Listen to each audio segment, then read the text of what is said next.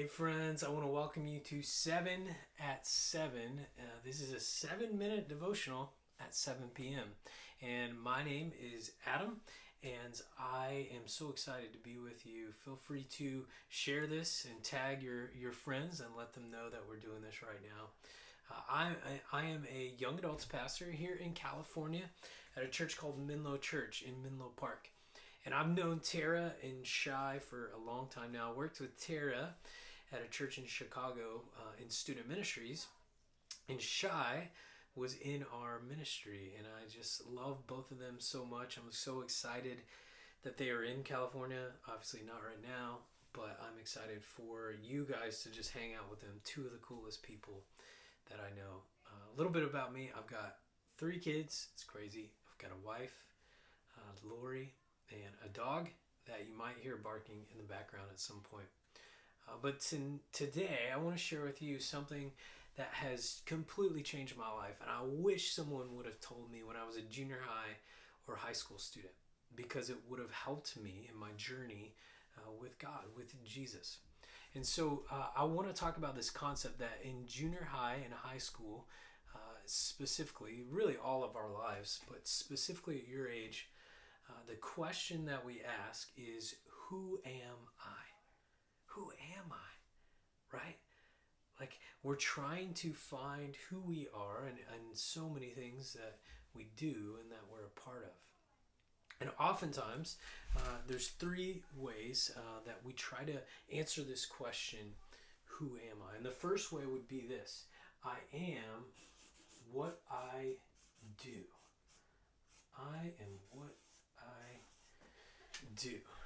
Now, for me, if you would have asked me in junior high, high school, what do you do? I would have said, like, I'm an athlete. I'm a sports dude. I played football, basketball, different sports. And then after that, I sort of exited that and I became really into music. And I was in a Christian punk rock band called Dino Bread. Don't make fun of me. Tara and Shai already know about this. And so I would paint my fingernails black.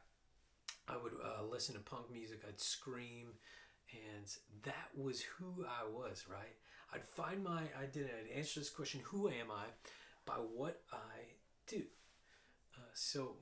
Question for you: what do you do when someone asks you that? Maybe you are into school, like you're really into books, and you want to go to Stanford or to Ivy League school. Maybe you're into sports or music.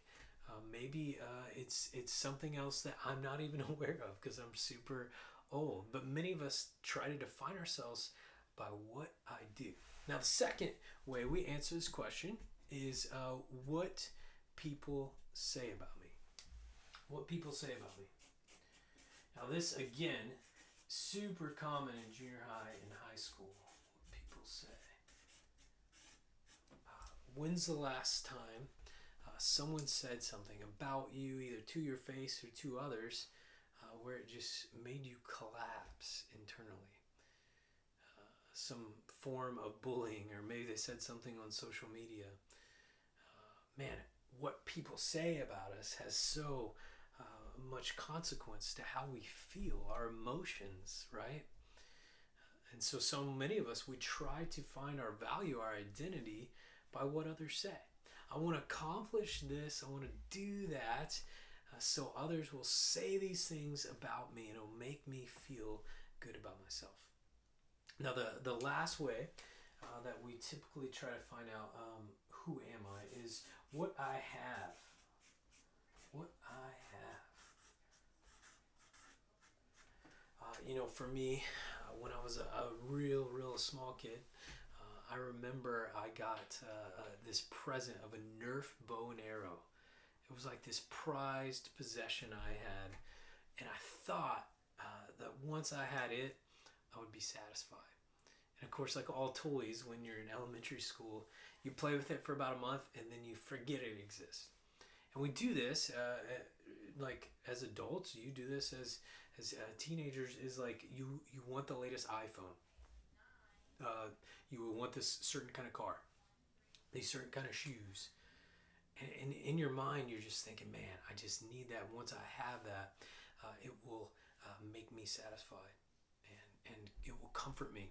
And so what we end up doing is these three things we try to tell us, we let them tell us who I am. And what ends up happening is this. This is our lives.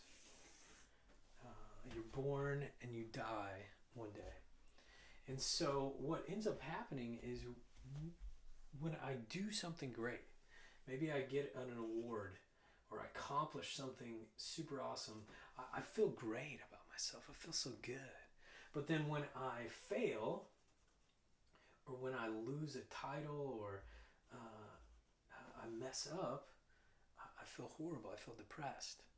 Or when people say great things about me, and man, I'm just popular within my social group, and people just think I'm the best. Man, I just feel worthy and valuable. But then when people bash me, or they make fun of the way I look or talk or behave, I feel like I have no value.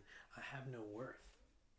Or when I get something, a new relationship, a boyfriend or a girlfriend, or I get the latest, man, I don't even know what's cool anymore, but some kind of technology, it just makes me feel like, this makes me complete. But then when I lose something, when that person breaks up with me, or when something gets old and out of date, then I feel like it's collapsed. And so what happens, our lives, if we go this route, trying to find out who we are through that, it's just a roller coaster, ups and downs. Our life is good or bad depending on these three things: what I do and accomplish, what people say about me, my status, or what I have, the treasures and the possessions that I have. And my friends, this is the one point, the one thing I want to get across to you. This is no way to live. This is how the majority of our culture lives, and it's horrible. But then we see this in 1 John. See what great love the Father has lavished on us, that we should be called children of God.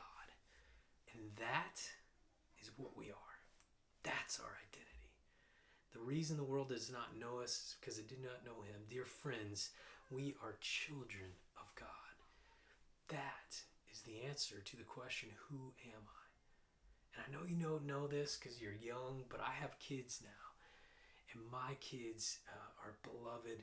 There's nothing that they can do, nothing that people could say about them, nothing they could have or own that would take away my love and my value for them. They are valuable, worthy creations, and I would give anything for them.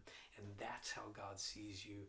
And you can live your life without the ups and downs, because you can find your worth, your value in the fact that God sees beyond this. He looks at your heart. He says, I love that person. They're mine. They're my child. And I'll give anything for them. So may we live in this truth that who we are is not defined by all of this. It's defined by what God says about us, and what he says is we are children of God. All right. Thanks, guys.